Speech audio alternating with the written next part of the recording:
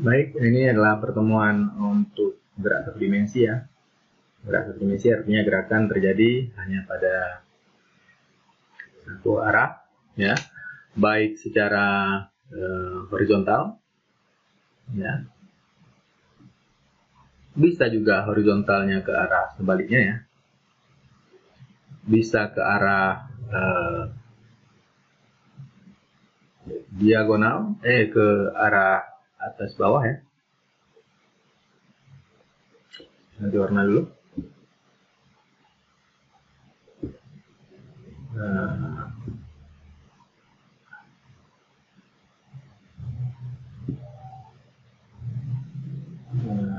Sebentar. Oke. Bisa juga ke arah utara selatan ya, atau pada sumbu Y. Oke. Bisa juga dari selatan ke utara. Ya, bisa juga dari selatan ke utara. Namun bisa juga gerakannya itu secara diagonal ya, secara diagonal. Ya, seperti ini. Ke diagonal ke arah atas ya, maupun ke diagonal ke arah bawah. Ini adalah gerak satu dimensi, artinya gerakan itu terjadi hanya pada satu arah saja. Tidak ada gerakan pada sumbu-sumbu. Jadi kalau dia bergerak pada sumbu X, hanya pada sumbu X saja, sumbu X saja, atau sumbu Y saja, atau secara diagonal, tidak ada gerakan yang, katakanlah yang secara umum kita katakan bahwa dia berbelok ya. Jadi tidak ada gerakan yang berbelok. Baik, untuk contohnya ya, untuk contohnya katakanlah saya ada orang ya, orang ini namanya siapa nih, kita kasih namanya. Orang ini namanya Budi.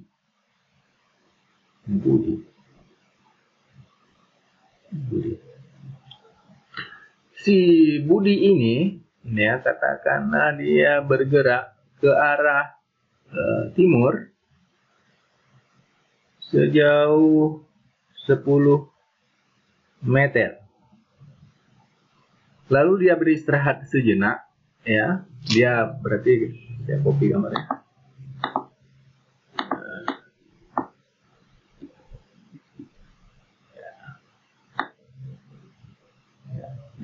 Dia udah berada di 10 meter. Ya, ini 0 meter. Ini 0 meter. Ini 10 meter. Kemudian dia bergerak ke arah timur lagi sejauh, ini panjangnya 10 meter, kira-kira panjangnya segini ya. Nah, kemudian 5 meter, panjangnya kira-kira setengah dari ini ya. 5 meter. Ini vektor A. Saya katakan ini vektor A. Ini vektor B. Maka dia akan berhenti di sini adalah 15 meter. Di 15 meter. 0, 10, 15. Kalau kita jumlahkan vektornya di sini saja. Vektor C adalah penjumlahan vektor A dan vektor B. Di sini kita lihat bahwa arah A itu arahnya adalah X positif. Arah B juga X positif. Jadi gerakannya itu adalah ke arah, keduanya ke arah X positif. Jadi di sini kita jumlahkan saja vektor A ya, ditambah dengan vektor B sama dengan vektor A 10 meter tambah vektor B 5 meter sama dengan 15 meter. Jadi ini adalah besarnya pergerakan si Budi ya. Perpindahan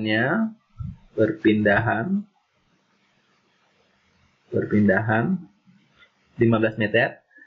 Namun kita harus, karena ini berbentuk vektor, kita harus menyatakan arahnya kemana. Ini ke arah, kemana arahnya? Ke arah timur ya, ke Bentar. Ke timur. Timur. Ini adalah arahnya. Arah. Karena vektor ada terdiri dari besaran dan arah ya. Besaran di sini berbesaran perpindahannya dan ada arahnya ya. Baik, kalau seandainya kita copy saja, kita copy lagi ya. Ini seandainya arahnya terbalik ya. Seandainya gambarnya kita balik, si Budi, I-nya kemana? Si Budi. Saya ganti saja warnanya.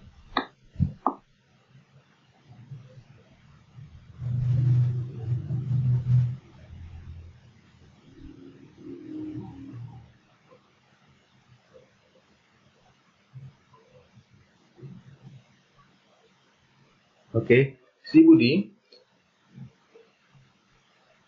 dia berpindah sejauh ya,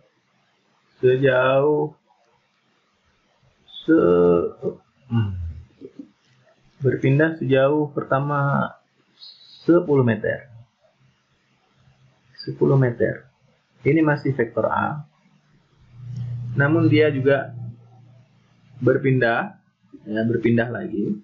Nggak tahu alasannya kenapa ya. Katakanlah saja alasannya dia jatuh dompetnya. Si Budi ini jatuh dompetnya. Jadi setelah dia berjalan 10 meter, dompetnya jatuh, dia kembali ke arah ke belakang ya, kembali ke belakang sejauh 5 meter. Ya. Ini vektor B sejauh 5 meter. Ya. Jadi di sini kalau kita jumlahkan vektor C adalah besarnya perpindahan si Budi ini adalah jumlahnya nilainya adalah vektor A ya. Di sini dia bergerak ke arah X positif ya. A ini bergerak ke X positif, sementara vektor B dia bergerak ke arah X negatif. Maka di sini kita menuliskannya sebagai vektor B minus vektor B. Jadi vektor C nilainya adalah vektor A adalah 10 meter dikurang dengan vektor B nilainya 5 meter. 5 meter sama dengan 15 meter. Ke arahnya kemana? Ini adalah ada notasi vektor. Arahnya kemana? Arahnya adalah masih ke timur. Ke timur. Kenapa ke timur? Sedangkan dia kembali ke barat. Karena dia bergerak dari ini adalah titik 0, ini 10 meter. Jadi kalau kita melihat dari posisi awal, dia berada di ini kok 15 ya. Sebentar. 5 meter ke arah timur. 10 kurang 5 meter. 5 meter ke arah timur. Jadi dia bergerak ke arah timur 10 meter ya. Lalu dia kembali ke arah barat 5 meter. Kalau kita pandang dia dari sudut 0, dari posisi 0 ya, dia kembali ke 5 meter, artinya dia berada di timur ya, masih di timur dari titik referensi kita, referensi dari titik 0. Jadi penjumlahan vektornya untuk gerak satu dimensi seperti itu ya. Lalu kalau contoh lainnya ya, ini gerakan pada sumbu X saja ya. Bagaimana jika itu terjadi pada sumbu Y ya? Kita geser sedikit. Oke. Ini si Budi ini.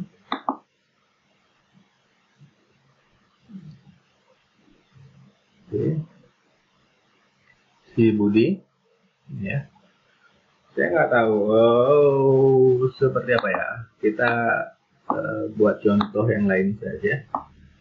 Ya, katakanlah ada sebuah pesawat ya, pesawatnya.